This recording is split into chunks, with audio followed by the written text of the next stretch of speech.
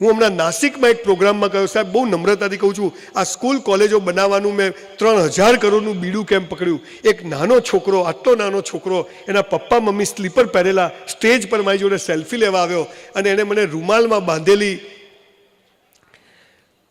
બહુ બધી પરચુરણ આપી. 10ની નોટ ઉપર એમાં એક પણ સિક્કો નહોતો.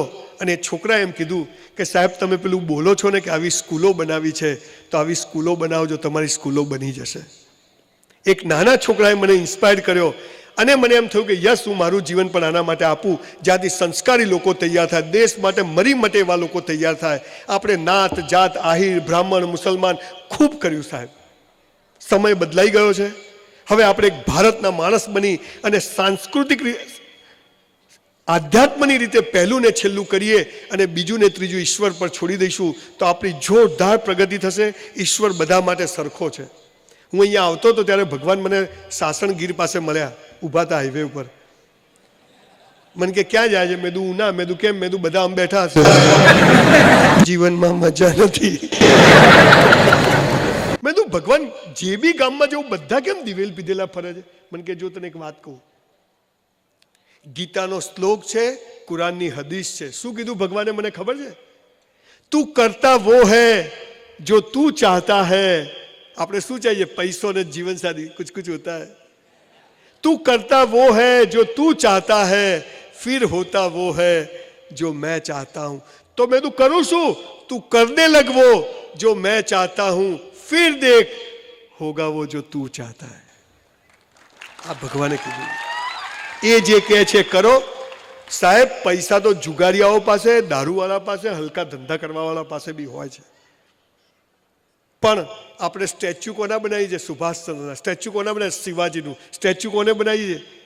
હે સ્વામિનારાયણ ભગવાનનું. જેની પાસે જ્ઞાન છે, જેની પાસે સમજ છે, જેની પાસે નોલેજ છે, જેને સમાજને દિશા બતાવી, તો પૈસો તો જોઈએ.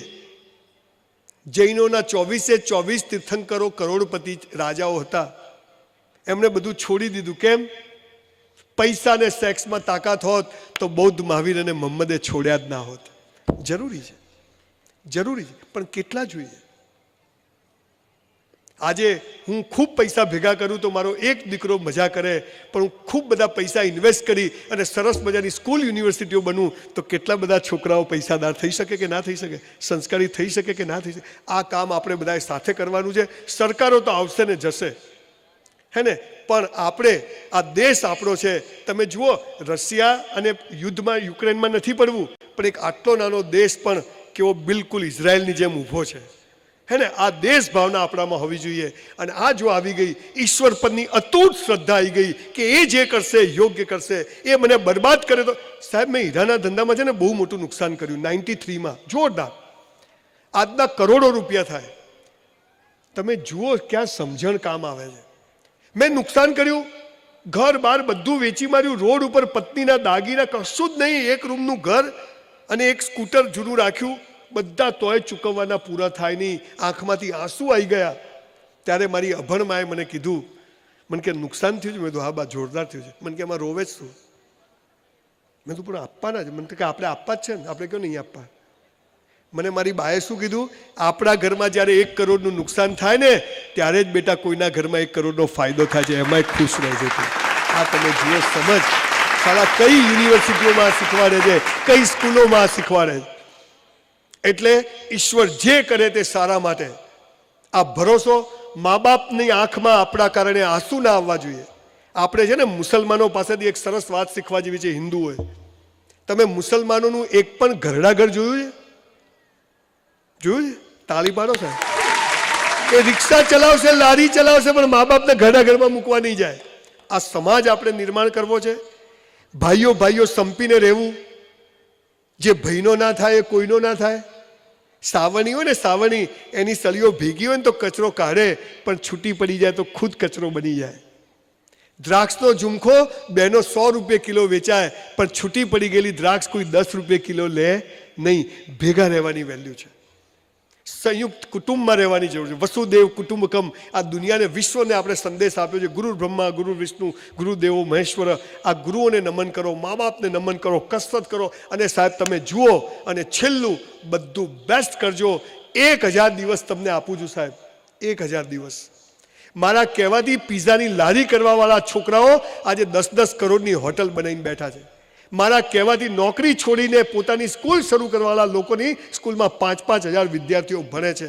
હું તમને એટલું જ કહું છું કે જે કરો તે બેસ્ટ કરો. તમારી પાસે કામ ધંધો નથી તો મંદિરમાં ચપ્પલ ગોઠવવા જાઓ, મસ્જિદમાં ચપ્પલ ગોઠવવા જાઓ, સ્મશાનમાં ઝાડ ઉગાડવા જાઓ, કોઈ જગ્યા જઈને પણ બેસી રહેશો નહીં, જમા કરાવો. સોશિયલ કોઈ ગરીબને મદદ કરો તો એના ફોટા સોશિયલ મીડિયા પર મૂકશો નહીં, જમા કરાવો. અને તમે જુઓ 450 કરોડપતિઓને મળ્યો, બધા કડકા હતા, કડકા. ગરીબ નિરમાવાળા કરશન કાકા, નિરમા પાવડર, સાયકલ પર ઘરે ઘરે પાવડર વેચવાળો નિરમાને આજે નિરમા યુનિવર્સિટી ચલાવે.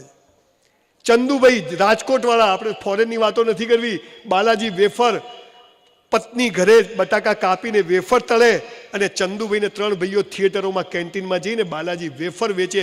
એ આજે વર્ષે 2,000 કરોડના બટાકા વેચી મારે છે. અને આપણે કે હું શું કરું, તું ઘેર જા, પૂરું કર દોસ્ત. તમારી નાનકડી મદદ કોઈને કેટલું મોટું કામ આવે છે એનો છેલ્લો દાખલો કહી દઉં. એક ટ્રેન મુંબઈથી ઉપડી અને બેંગ્લોર જતી હતી અને ટ્રેનની અંદર ટીટી આવ્યો, ટિકિટ ટિકિટ ટિકિટ. તો એક નાની છોકરી બેઠી હતી કે ટિકિટ, પેલી છોકરી કે ટિકિટ નથી. તો કે તાર પપ્પા કે કોઈ નથી, એકલી જ છું. તો કે ક્યાં જોયું, કે ખબર નથી. હા હા, આટલી નાની છોકરી. તો કે બીજું સ્ટેશન આવે ત્યાં ઉતરી જજે. તો બાજુમાં એક બહેન બેઠા હતા, એ કે બિચારી આટલી નાની છોકરી ક્યાં ઉતરી જશે આટલી રાતે. તો કે તમે ટિકિટ લઈ લો. પેલા બહેને કીધું એની ટિકિટ આપી દે. પેલી છોકરીને કે ક્યાં જવું છે, કે તમે લઈ જાઓ ત્યાં. પેલી બહેન બેંગ્લોર જતી હતી, એને બેંગ્લોરની ટિકિટ લઈ આપી. બેંગ્લોર ઉતર્યા એટલે પેલી છોકરી તો બેનની સાડી પકડી કે મારે તો કોઈ છે જ નહીં. પેલા બેન એને ઘેર લઈ ગયા. 12મા ધોરણ સુધી એ છોકરીને ભણાઈ. જુઓ તમારી નાનકડી મદદ કોઈનું કેટલું મોટું કામ કરે છે સાહેબ. ભણાઈ.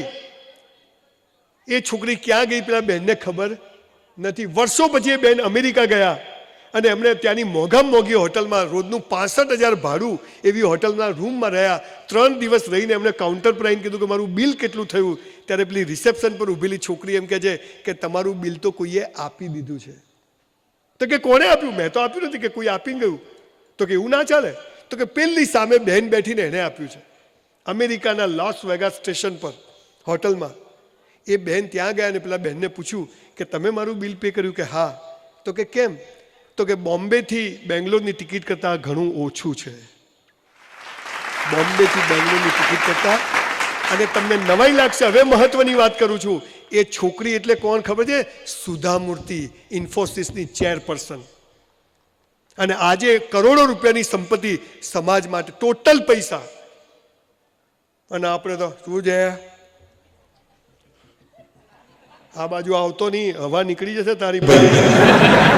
કેટલાય સિકંદરો આયા ને ગયા. નમ્ર બનો, સૌમ્ય બનો, ગુસ્સો કરવાનો બધું જ કરવાનું, કોઈ પકડે તો છોડવાનો નહીં, પણ મા બાપને દુઃખી કરશો નહીં.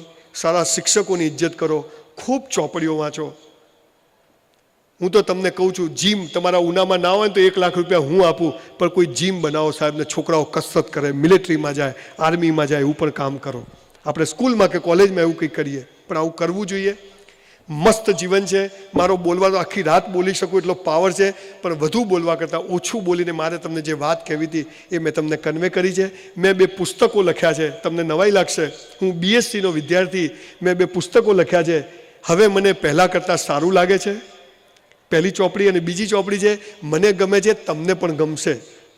આ બંને પુસ્તકની 1-1 લાખ કોપી વેચાઈ ગઈ. હું થોડી કોપી લાવ્યો છું, પાછળ કાઉન્ટર કર્યું છે. 200 રૂપિયાની ચોપડી છે, પણ આજે 100 રૂપિયામાં કોલેજમાં ફંક્શન છે એટલે રાખ્યું છે. પૈસા આપીને લેજો, લો તો એ કીધું છે. હાલો ભાઈ, મફતનું લઈશ નહીં. 80 કરોડ લોકોને સરકાર મફતનું ખવડાવે છે. એ લોકો ગરીબ જ રહેશે. હું પણ ગરીબ હતો. મારી બા આખો દિવસ ગાજ બટન કરતી, આંખમાંથી લોહી નીકળતું આંગળીઓમાંથી. કોઈએ મદદ નથી કરી. તમને કહું છું, મફતનું લેશો નહીં, સરકાર આપે તોય નથી લેવું, પણ હકનું જ જોઈએ છે.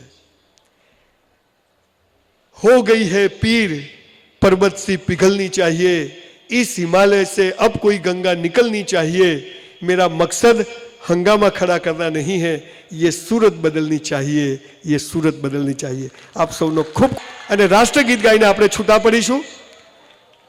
રાષ્ટ્રગીતની ગરિમા આપણે સાચવશું. રાષ્ટ્રગીતમાં બે શબ્દો આવે છે, ઉત્કલ અને ઉચ્છલ. પહેલા ઉત્કલ છે ને પછી ઉચ્છલ છે. ઠોકાઠોક નહીં કરવાની. ના આવડતું હોય તો નહીં ગાવાનું, ન ગમતું તો નહીં ગાવાનું, પણ દિલથી ગાવાનું. અને છેલ્લે જય હે શબ્દ આવે ત્યારે છાતી પર હાથ રાખવો જોઈએ કે જય અહીંથી થાય, એટલે એ આપણે કરવું જોઈએ. તમારી પાસે છે રેકોર્ડિંગમાં?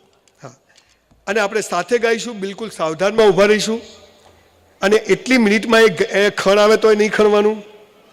બોલો, આ ગીત આવે ને ત્યારે જ ખણ આવે, ત્યારે જ બગાસું આવે, કેમ કે આપણી ભાવના ઓછી છે. આ દેશ માટે ગૌરવ, ઈશ્વર પરની શ્રદ્ધા, મા બાપનું ખૂબ રિસ્પેક્ટ, શિક્ષકોની ઇજ્જત, ખૂબ કસરત કરો, ખૂબ ચોપડીઓ વાંચો, જે કરો તે બેસ્ટ કરો અને નાનપણથી બીજાને ટેકો કરવાની કોશિશ કરો. આના સિવાય સફળતાના કોઈ ગુરુ મંત્રો છે નહીં. બાકી અમારા જેવા મોટિવેશનલ સ્પીકરો આવશે, તુમ કર સકતે હો, યુ કેન, વી કેન. તું કરીને બતાવ.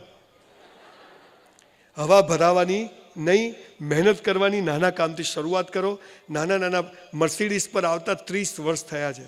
રાતોરાત આવતી નથી. ઈશ્વર, અલ્લાહ, માતાજી, સ્વામિનારાયણ, જે તમે કહેતા હોય એ બધા માટે સરખો છે, પણ એના જે નિયમો પાળે એને આપે છે.